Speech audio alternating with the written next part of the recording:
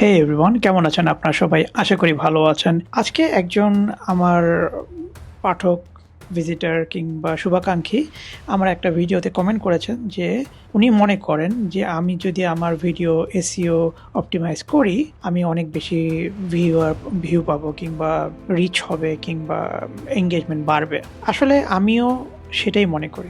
আমি যখন video upload করি, আমি শুধু ভিডিও আপলোডই করি। একটু টাইটেল লিখি আর একটু ডেসক্রিপশন দেই। এর মধ্যে কোনো কিওয়ার্ড রিসার্চ নেই, কোনো অপটিমাইজেশন নাই।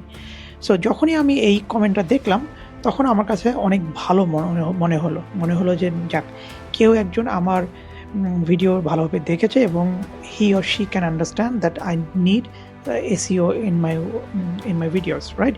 সো তখন আমি তাকে প্রশ্ন করলাম যে, "do you have any portfolio?"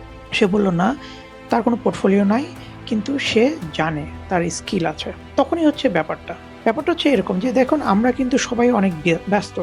আমাদের প্রত্যেক দিনে আমরা অনেক ধরনের কাজ করি। আমাদের চাকরি আছে, আমাদের ফ্রিল্যান্সিং আছে, আমাদের ঘর সংসার আছে, আমাদের আম বন্ধু-বান্ধব আছে।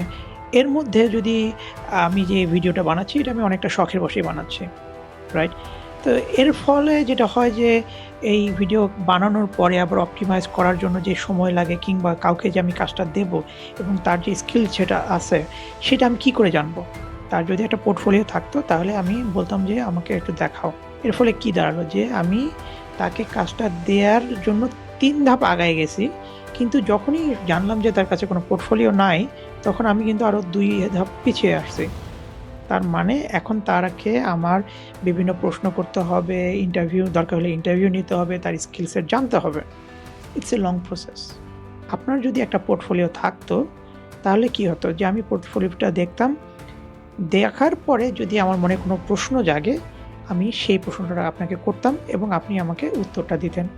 এই যে আপনার ইন্ট্রোডাকশন থেকে কাজ পাওয়ার যে জার্নিটা অনেক ছোট হয়ে আসতো। এখন কিন্তু অনেক বড়। এখন আমি তার সাথে পরিচিত হব, তাকে যেহেতু তার একটা পোর্টফোলিও নাই, তাকে জিজ্ঞেস করব সে কতটুকু জানে, কোনো কাজ করছে কিনা, তার হিস্ট্রি কি, সে কিভাবে শিখলো ইত্যাদি, ইত্যাদি। শুধু YouTube ভিডিওর জন্যই না। আপনি যদি যেকোনো ধরনের ফ্রিল্যান্সিং কাজ করেন, আপনি ওয়েব ডিজাইন করেন, আপনি কনটেন্ট রাইটিং করেন, আপনি ব্যাকলিংক করেন, আপনি লোকাল এসইও করেন, গ্রাফিক্স ডিজাইন করেন ইত্যাদি, ইত্যাদি। সবই করুন, আপনার একটা পোর্টফোলিও দরকার। দেখবেন যে অধিকাংশ ডিজাইনারের কিন্তু একটা পোর্টফোলিও থাকে। যখনই কেউ তাকে কাজ দিতে চায়, সাথে, সাথে সে তার পোর্টফোলিওটা দেখিয়ে দেয়। এর ফলে কিন্তু বিষয়টা অনেক ইজি হয়ে যায়। সেক্ষেত্রেও আপনি যখন ফ্রিল্যান্সিং করতে যাচ্ছেন, এ পোর্টফোলিও ইজ এ মাস্ট। এখন আপনি যদি মনে করেন একটা আর্টিকেল লেখেন, ক্লায়েন্টের জন্য অনেক কটা আর্টিকেল লিখছেন কিংবা আপনি এখন পর্যন্ত কারোর জন্য লেখাই শুরু করেননি, কিন্তু you know how to write article. আপনি ৩-৪টা আর্টিকেল নিজের জন্য বিভিন্ন কিওয়ার্ড দিয়ে লিখে আপনার যদি একটা ওয়েবসাইট থাকে, ওটাতে পাবলিশ করেন। একটা ওয়েবসাইট বানাইতে কতক্ষণ সময় লাগে? একটা ডোমেইন কিনতে কয় টাকা লাগে? একটা হোস্টিং কিনতে কয় টাকা লাগে? একটা ডোমেইন কিনতে কিংবা একটা হোস্টিং কিনতে যত টাকা লাগে, তার চেয়ে বেশি টাকা আপনি ২ দিনের চা নাস্তার পিছনে খরচ করে ফেলেন। সো আমাকে বলবেন না যে আপনার কাছে টাকা নাই, এজন্য আপনি একটা পোর্টফোলিও ওয়েবসাইট করতে পারতেছেন না। এমনও বলবেন না যে ভাই আমার সময় নাই, আমি সময় পাইতেছি না। আপনি কাজ খোঁজার জন্য হাজার, হাজার ঘন্টা চেষ্টা করতেছেন। লক্ষ, লক্ষ ঘন্টা আপনি Netflix এ ভিডিও দেখতেছেন। অথচ একটা পোর্টফোলিও, পেটের চাহিদার জন্য একটা পোর্টফোলিও বানাইতে পারেন নাই। এত সময় আপনার কাছে নাই? এটা বলে আপনি পার পাবেন না। ফ্রিল্যান্সিং করতে হলে এ পোর্টফোলিও ইজ এ মাস্ট। আপনাকে একটা পোর্টফোলিও লাগবে। এখন আপনার পোর্টফোলিও, আপনি খুব একটা আত্মবিশ্বাসী না যে আমি কিভাবে পাবলিকলি আমি একটা পোর্টফোলিও রাখলাম, সবাই দেখে ফেলবে, আমার তো কোনো তেমন কোনো এক্সপার্টিস নাই, এখন আমার কি হবে? রাইট? পাবলিকলি রাখার দরকার নেই। আপনি আপনার আর্টিকেল, আপনার ডিজাইন, আপনার ওয়েবসাইট, এটা আপনি প্রাইভেট করে রাখেন। যখন আপনার কোনো ক্লায়েন্ট দেখতে যাবে, তাকে একটা লগইন ডিটেইলস দিয়ে দেবেন, সে দেখে নেবে। Easy and simple. আশা করি এই যে আপনার পোর্টফোলিও বানানোর যে প্রয়োজনীয়তাটা একটু হলেও বোঝাতে পারলাম। প্লিজ, প্লিজ, প্লিজ, এইটা খুবই, খুবই ইম্পর্টেন্ট। এটাকে হেলাফেলা করবেন না।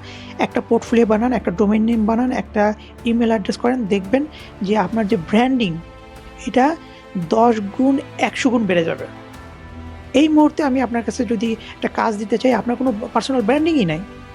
আপনার কোনো ঠিকানাই নেই। আপনার কি আছে? আপনার হয়তোবা একটা Facebook পেজ আছে কিংবা একটা LinkedIn পেজ আছে, যার মধ্যে কিছুই নেই। তাহলে আমি কিভাবে জানবো যে আপনার একটা স্কিল সেট আছে? আপনি জানেন, আমার তো ভাই আপনার পরীক্ষা নেওয়ার টাইম নেই। সবাই ব্যস্ত। শুধু আমি কেন? সবাই ব্যস্ত। এইজন্য পরীক্ষা যাতে দিতে না হয়, এইজন্য পরীক্ষার প্রশ্নের উত্তর আপনি আগে থেকেই রেডি করে রাখেন। দরকার হইলে আপনার কি বলে নাম, ঠিকানা, কথার কথা বলতেছি। নাম, ঠিকানা আপনি আ কি ব আ পেমেন্ট কিভাবে চান, আপনি কতদিনে দিতে পারবেন, এই ধরনের FAQ এড করে দেন আপনার একটা ওয়েবসাইটের মধ্যে এবং ওই অংশগুলো আপনি প্রাইভেট করে রাখেন। নো ইনডেক্স করে রাখেন। যাতে Google ইনডেক্স না হয়, Google এ র‍্যাংকিং না হয়। শুধু আপনি আপনার টার্মস অ্যান্ড কন্ডিশন হিসেবে আপনি আপনার ক্লায়েন্টের সাথে শেয়ার করবেন। দেখেন, it will make your life so easy. It will be so beneficial for your portfolio.